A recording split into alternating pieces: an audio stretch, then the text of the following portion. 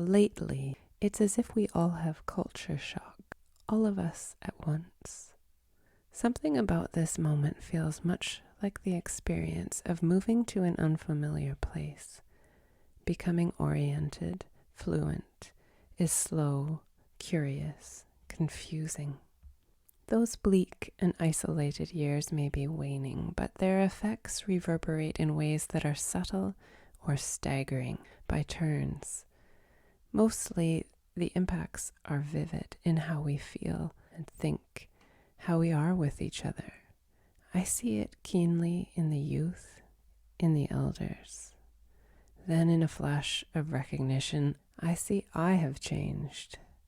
Never mind deeper depressions or social anxiety, quite aside from the crises of the financial, political, ecological. A great rebellion within us is seeded. Like those who have seen war, we are forever altered.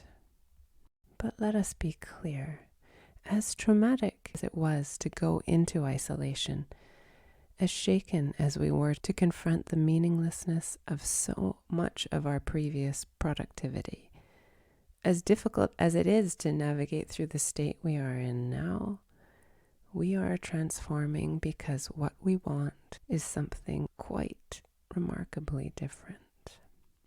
We may have just an inkling, we may have a vivid picture in fleeting moments of great clarity or a persistent vision, but we have certainly imagined possible futures.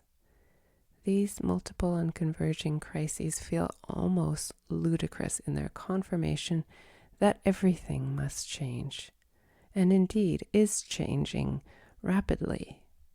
Possibly we are ticking around a clock face of resistance, denial, clarity, confusion, grief, fury, bleakness, enthusiasm, planning, anxiety, overwhelm, fatigue, and around again. Yet we spiral through. The collective mind is almost palpable now, sharing an experience so transfiguring from so many positions. When we can look each other full in the face and spend an hour to speak of where we are now, it turns out we are very much together on this. It's time. It's time to acknowledge profound change and take the ability to respond into our own hands.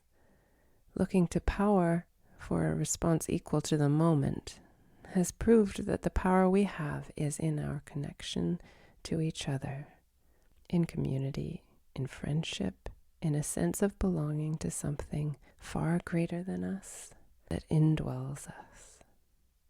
It's time to picture possible futures together. Now we begin. This small work is a radio companion to the Journal of Small Work Films. You can find those over at appleturnover.tv.